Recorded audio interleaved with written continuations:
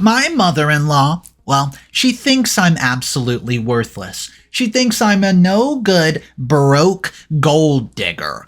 But I'm going to have to give her a shock of her life because literally, my fiancé is going to reveal a secret to her. A secret that proves, oh, I'm not broke.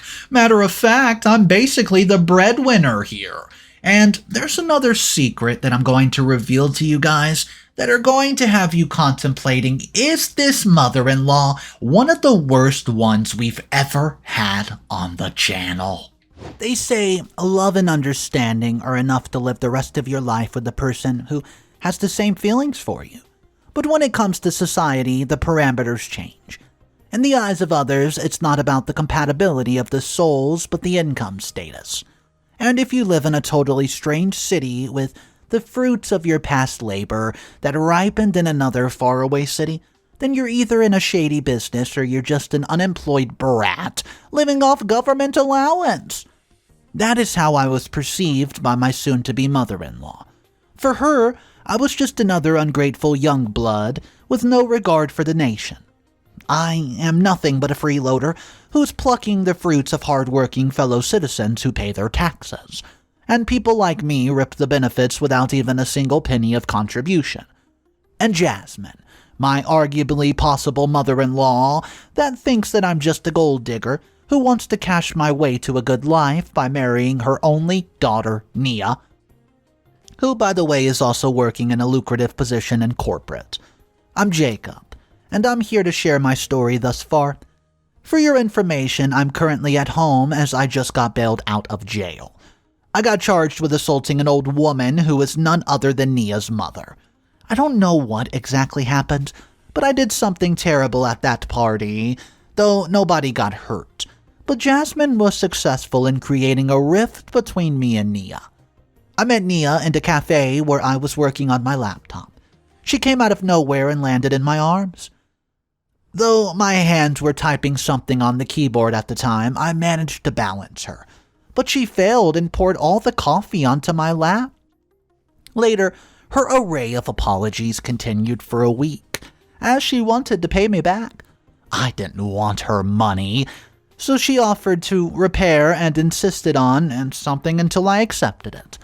I told her that it was out of warranty and could not be fixed as it was quite old, but she was determined. She made me come with her every day in the evening in search of an artist who was a master of old laptops, and she failed to find a single soul who could put life back into my laptop. She finally just came out of the blue and bought me a brand new laptop, which was quite fancy and overpriced considering the specifications. I declined and said that an apology was sufficient, but she seemed quite upset, and I guess her inner peace won't reemerge if I continue being a humble jerk. So, I accepted her offer only on the condition that she would meet me every weekend in the same coffee house, at least for a month. You see, the thing is that I was just a visitor to the city, and I tend to wander around from one place to the other. It gives me the opportunity to experience the culture and the people from outside, but I don't feel any sense of belonging. So I thought maybe at least for a month I would have the company of a real person until I moved to another city after a month. And we continued meeting on weekends in not the same cafe, but every other cafe in the city for a whole month. Before I could move on to the other city, we were dating. So for the first time, I decided to keep my tent steady for more than a month in that city. Nia was also new to the city as she had just shifted a few months ago for a job opportunity at a multinational company. Though she never asked me what I do for a living, maybe she assumed that I'm a hippie living on my inheritance. Technically, she wasn't wrong, but the truth does have layers to it, and just accepting that she's right was easier than complicating things by explaining how I really earn my living. After a few months of dating, we got engaged while we were on a holiday trip.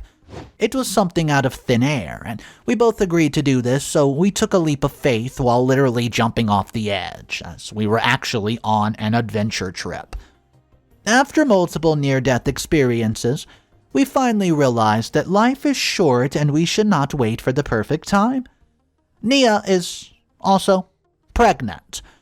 Though she told me this after we proposed to each other with a ring that we found on the riverside.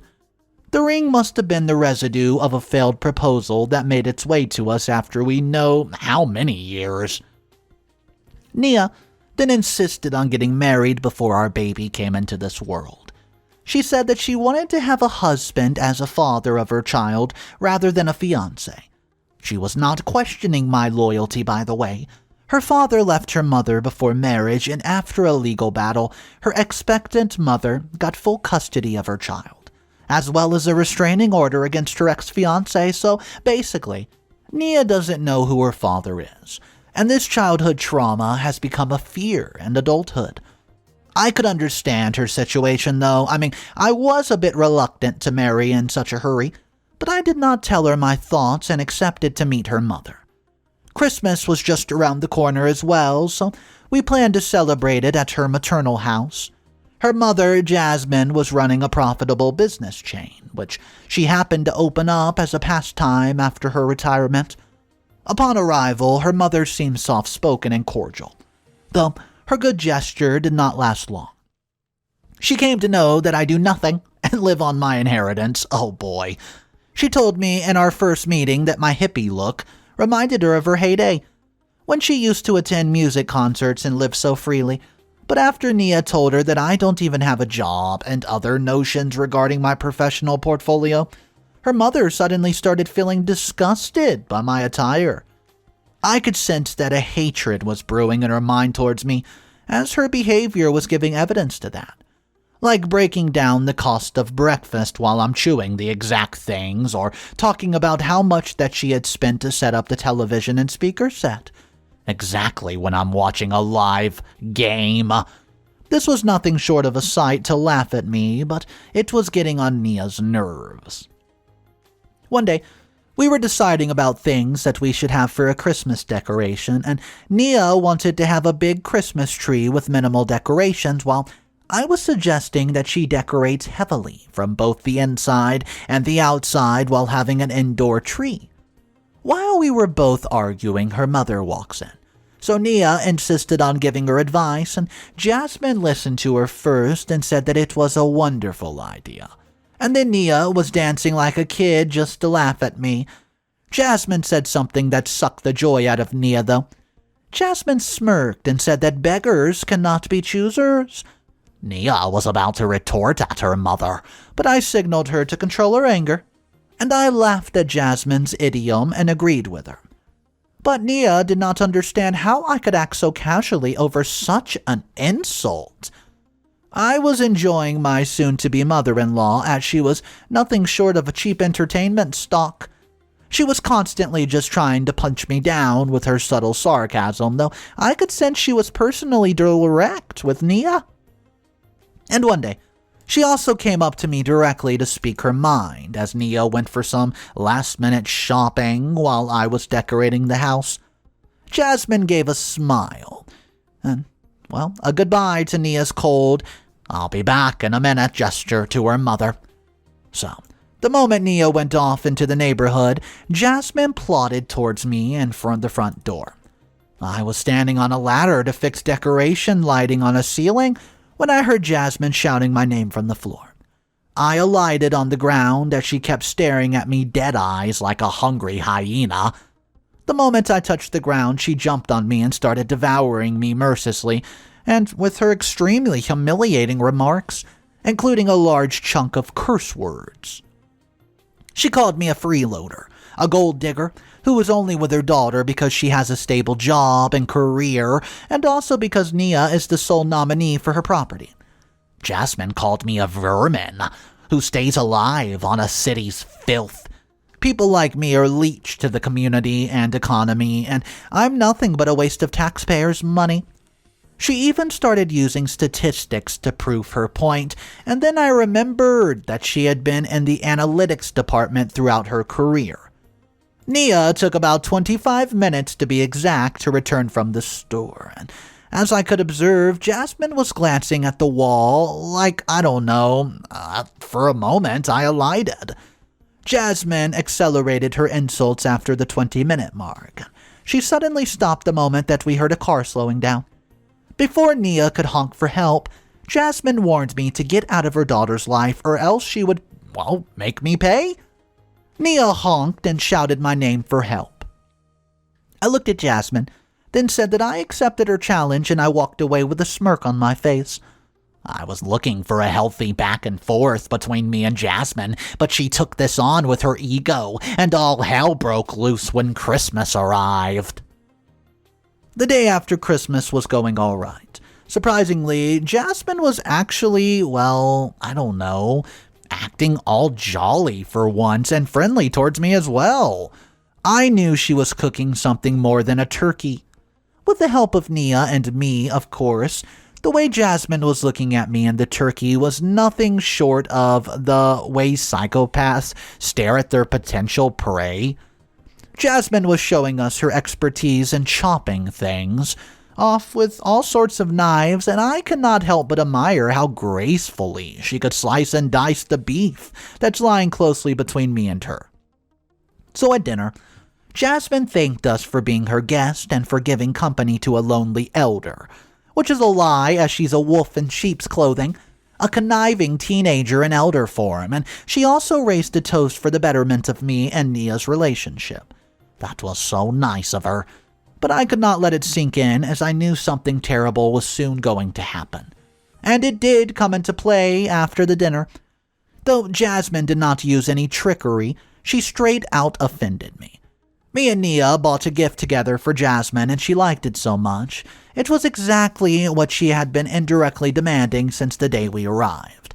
But Jasmine did not give us a combined gift like we did to her, except she had wrapped presents separately for me and Nia. Mine looked a lot larger than Nia's gift. Jasmine first approached Nia to open her gift, which looked like a gift card. It was actually a property paper of Jasmine that declared that Nia is now the owner of the business chain and that she will inherit all the remaining property of Jasmine after her demise. Nia was awestruck, and Jasmine hugged her, and they shared a moment for mother-daughter love. Honestly, it was adorable to see them together, but my gift was still unwrapped. I had some presumptions about the gift from the feel of it, which is why I wanted to open it alone, so that it would not ruin the mother-daughter moment. But Jasmine and Nia both insisted I open it, so I ripped the wrapping paper, and it was exactly what I thought it was, but there was also an envelope attached to it. There was a gold-plated shovel replica, which was like a trophy, and I could not say anything, but I acted amazed, while Nia was still figuring out what the heck was happening. Jasmine then said that the shovel was real gold, and I could sell it to get enough money to survive for a year. Later, she told me that there's a plane ticket for my home city, and the flights will take off tomorrow morning, and she gently answered, before question, even could arise, that she has packed up all my belongings already, so that I don't have to find any excuse to stay there for long, and convince Nia to come with me. That's right. When Jasmine summarized her views on me, calling me a gold digger, Nia was absolutely fuming with clenched fist. Well, before I could step in to control the situation, it was far too late. Nia burst out in anger, tore the property papers that were gifted to her, and also broke the Christmas tree completely in half. Jasmine did not understand why her daughter was acting so, quote, weird. For Jasmine, Nia should have been happy as if she saved her from an actual gold digger. An unemployed man who has no regard for work, but what she did not get is that Nia did not mingle with me for the money. Nia's mood swings were wreaking havoc in the house as she was also pregnant, though Jasmine was unaware of the fact because Nia and I had decided to surprise her with the news on New Year's. I somehow managed to control Nia, and we sat there on the couch. Jasmine tried to make contact, but Nia brushed her off, and as she asked what exactly happened, Nia broke into tears. She said that her mother has no regard for her emotions, and she wants to cut all ties with her as she has disappointed her. In their argument, I came to know that Jasmine was constantly trying to convince Nia to leave me. Jasmine had been on her toes to make Nia break up with me since the day I introduced myself to her. Nia was listening to any of Jasmine's arguments, while I decided to be a mute spectator and sat down to eat pasta with a glass of fine wine. At the end, Nia stood up from the couch and walked to her room. Jasmine gave me a look and followed Nia, but she closed the door. After a while, Nia came back from her room with suitcases and bags, and Jasmine pleaded with her to please stay. But Nia rather did not listen and shouted at me to help her. I didn't want to get scolded, so I followed the orders and kept my silence while Jasmine was cursing me. Nia had already booked a taxi when she was locked in her room. I didn't have to pack my bags, as my soon-to-be mother-in-law had already done this task for me. So, Nia just went to sit in the taxi, and I loaded the bags. And before Jasmine could lay in front of the taxi, we were gone. We finally reached our destination 2 days later, as flights were delayed due to some weather problems. From the moment the taxi accelerated to the day that we arrived at our abode, Nia told all the stories from her childhood to this day with minute details, while sobbing and crying profusely. She did not use a single ill word or denounce her mother, and I could sense that Jasmine was a hero-like figure for Nia all her life, who did not let her feel a need for her biological father. Nia had told me before about how her father left Jasmine when she was pregnant. I did not want to break the dynamics of Jasmine and Nia, the love and bonding that they had for so long. That's why I never let Jasmine disgust win over my calm. Therefore, I played cool to keep the storm at bay. So after a week of seeing Nia in despair and observing her acting normal while crying at night, I decided to do something. I called Jasmine and asked her to make truce with me, as we both wanted to see Nia happy. Jasmine reluctantly accepted it, but also put a condition on it that I would not marry Nia until she was alive. Jasmine did not know that Nia was pregnant with my child, and it was Nia who wanted to marry me before she gave birth. So I had to pop the bubble. I told Jasmine about Nia's pregnancy, and she was absolutely shocked. I guess because I could not ask her, as she cut the call without speaking further. Jasmine arrived in our rented apartment the very next day. Nia was still upset, but Jasmine apologized to her and me with teary eyes and also softly complained to Nia about why she kept her pregnancy a secret. Nia resented her and blamed Jasmine for ruining the big surprise that we had planned to reveal on New Year's Eve. Jasmine was acting all cordial and seemed to be genuinely sorry for her behavior. She also took back the trophy that she's given me as a mockery, and this time she presented us with a combined gift to make amends. It was an invitation for a grand party that was organized by her to celebrate me and Nia's relationship and to announce our marriage to all her acquaintances, including our relatives. The grand party was in the home city of Jasmine, and it was held in a quite luxurious place. It was indicating that Jasmine was serious about her apology, and the news of Nia's pregnancy did not change her heart. Me and Nia were the guest of honor, and Jasmine left no stone unturned to give us the royal treatment. Jasmine also introduced me to the other guests and relatives as her son-in-law. Nia was also looking quite happy, and so was I, and to get respect from Jasmine, or should I say my soon-to-be mother-in-law, was nothing but a dream coming to reality. And the funny thing was that I did not even dream for this to ever happen. Jasmine came to me and offered a drink while I was standing in a corner, marveling at the stunning lady who was surrounded by people. That was my Nia. So, Jasmine thanked me for revealing the secret that Nia was pregnant, and she described the drink as a sign of mutual understandings, that Jasmine and I are not at war anymore. And I had no other option but to accept her gentle offering. It kind of tasted a bit different, and upon asking, Jasmine told me that it was her special cocktail mix. Well, it was oddly satisfying, and I took a few more shots later on. After that, Jasmine said that she wanted me to meet some special people, so he took me to meet her business associates while Nia was still busy with her relatives. Jasmine introduced me to them as the future husbands of Nia, and I shook hands with each and every one of them. Then one of them asked what I do, and before I could speak up, Jasmine interrupted. She told them that I'm currently living in Nia's apartment as I'm unemployed and cashing out on government allowances. And I do have some inheritance money, and they were all looking at me while giggling. I normally would have passed this off from my shoulder, but I don't know why I could not feel calm. But rather some strong feeling was making me grind my teeth. But then one of the gentlemen mocked me by saying that Jasmine has a new cashier for her supermarket, and Jasmine replied that they should thank Nia for that. They did not stop there, and I just got irritated by their laughter.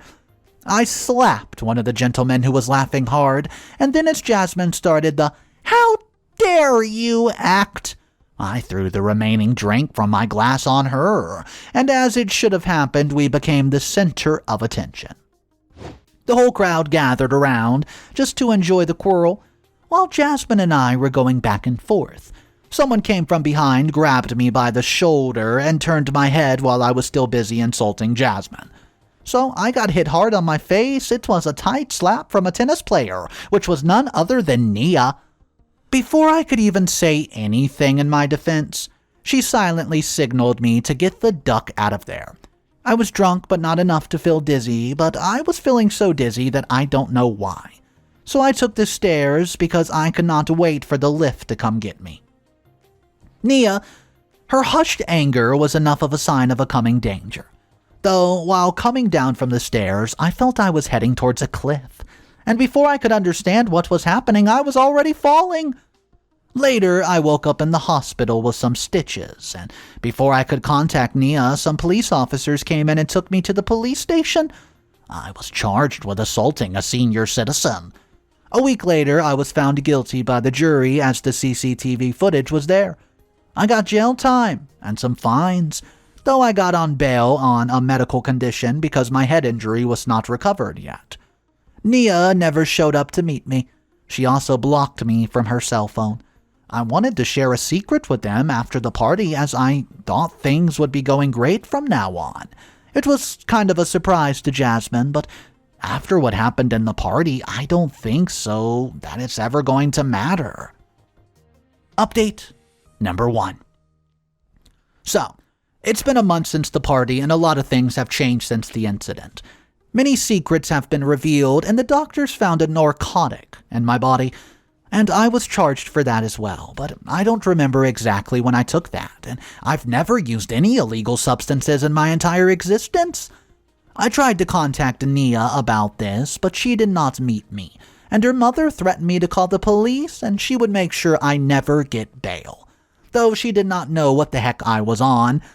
I then checked with the hotel where the party took place and got to see the video footage for myself of the whole party after bribing my way into the security room. While I was there, I saw something shocking. But some way down the line, I knew only one person could have done this to me.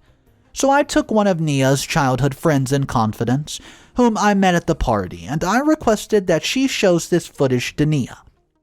It was a gamble, but I had to play it as I did not have any other options but to trust the truth. After a few days, I was hopeless, and I was about to check out, and I came to see Nia standing right at the reception counter and asking about Jacob. That was me. She looked at me, and before I could utter a single word, she jumped on me and kissed me. Well, she apologized for doubting me, and I caressed her, calmed her down, and said that I was happy as she could now at least see through reality. Nia then took me to her mother's house to confront her, and Nia showed the video footage of that night, which showed that the bartender was mixing something into the drink behind the bar and signaled to Jasmine which glass had the substance. The next footage showed that just after picking up the drinks, Jasmine came to me while I was standing in the corner and offered me a glass of her exclusive cocktail. And then the rest was history. Jasmine again tried to put forth her same rant against me to convince Nia that I'm no good for her. Nia just warned Jasmine to never come between us either. Or don't make any contact with her or threaten me, or else she'll give the evidence to the police. Jasmine did not say a word, and we walked away from the house like we were winners. Update number 2. A few days later, I got another summons. This time Nia also called as Jasmine had filed a case of assault and trespassing, and we both threatened her to take the case back. It was a lost cause for Jasmine as she knew we had incriminating evidence, but she went all in anyways in a rage of madness. The police finally checked the footage and other evidence at her lawyer's request, and it all came out crystal clear.